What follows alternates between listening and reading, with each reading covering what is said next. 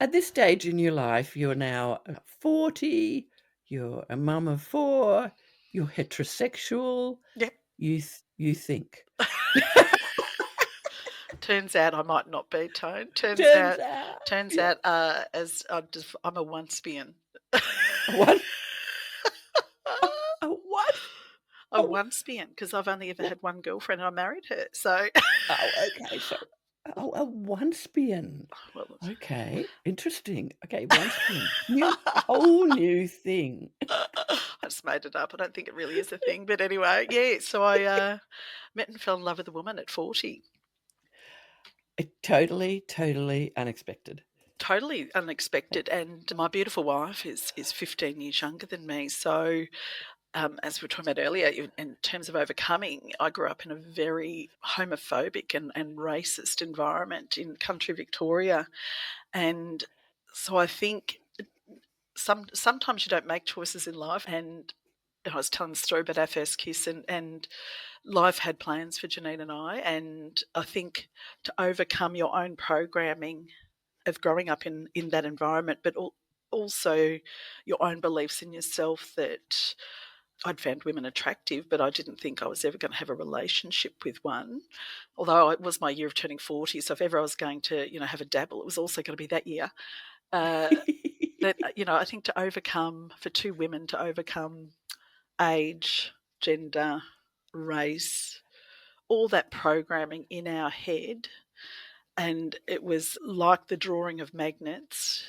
I think if you want to talk destiny or meant to be or soulmates, then that's what happened. There was no choice. It was game on. Yeah. So I'm gonna get you to tell that story of meeting and how this all came to be. Well, I met Janine. I think it would have been let's see, we've been together 11 years. So I would have met her about 13 years ago. I was very happily single for 3 years after the ending of my first marriage. And in fact, been very vocal to all my children that I love this. I'm never having another relationship again. So I'd have to sit them down and tell them that perhaps that wasn't true. Anywho, I jump. So I met Janine on a Sunday at my dining table at my home, and she had come for a job interview. She'd You been hold jo recommended. you hold job interviews at your home on Sundays.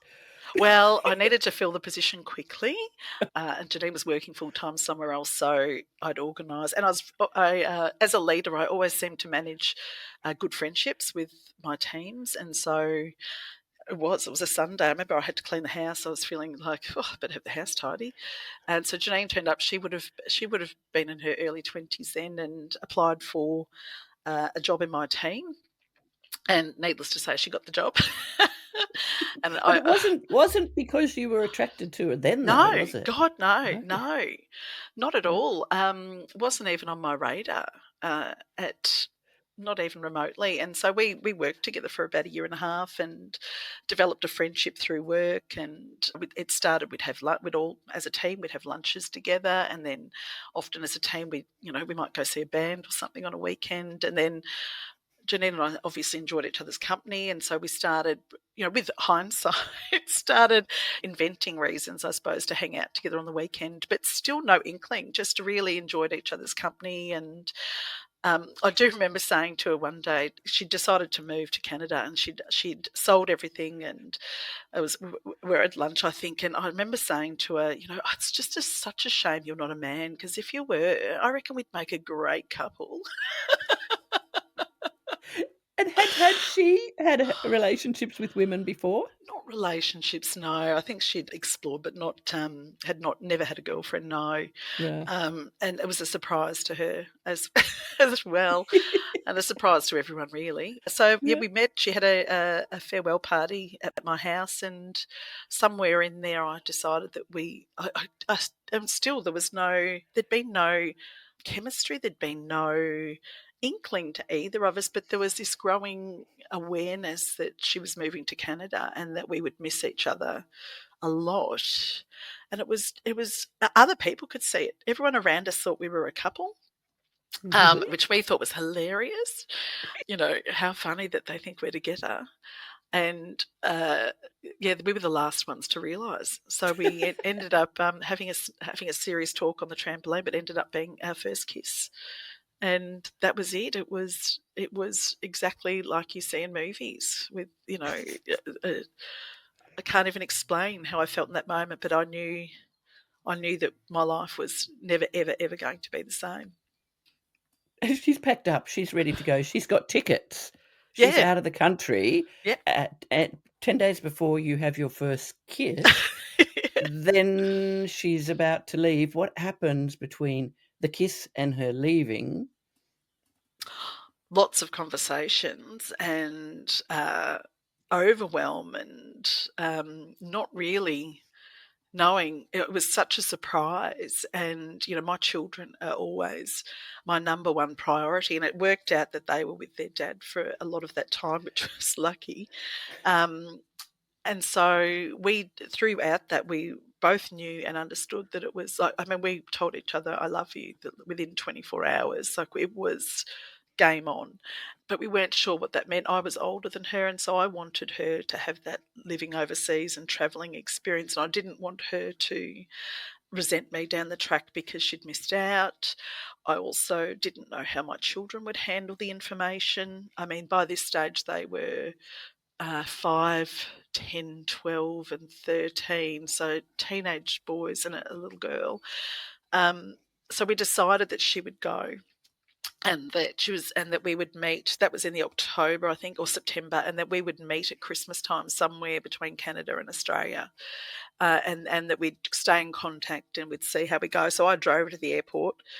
Airports are without a doubt the best place for watching human nature. I can't even imagine what it would have looked like. This 40-year-old woman and this 25-year-old beautiful young girl who were beside themselves at the airport. So Janine flew into Asia to have some time there before going to Canada, and never got there. We were on the phone, or Skype. It was Skype back then, so we were Skyping 24/7 and not knowing what we were going to do. And Janine was on a connecting flight somewhere in Asia, and the plane had 2 failed takeoffs. And she rang me from the plane. I was in the Woolworths car park, and she said, "What do I do?" I said, "You just get off the fucking plane. Get off the fucking plane. It's awful." So she got off the fucking plane, and she got the first plane back to Australia. Wow. And we were like, man, that was the longest month ever. And then we looked at the dates and went, actually, that was the longest 2 weeks ever. It felt like eternity. Yeah, and she's never made it to Canada. That was 11 years ago. Now, Janine and I haven't always gotten along. When we first met, I was helping out Mum with her old job, organising files in exchange for JB Hi-Fi gift vouchers. Janine seemed nice enough. Always said hello to me. Got along well with everyone in the office. Perhaps talked a bit more about drama with her then boyfriend than she did get work done, but who am I to judge? Then Janine started coming over quite often. Her and Mum would hang out on the deck, talking and laughing. Time and time again they would do this. What a nice friend, I thought to myself. It's nice that Mum has someone she can talk to. Little did I know that Janine had ulterior motives. With every visit, Janine was telling my mum just a little bit gayer.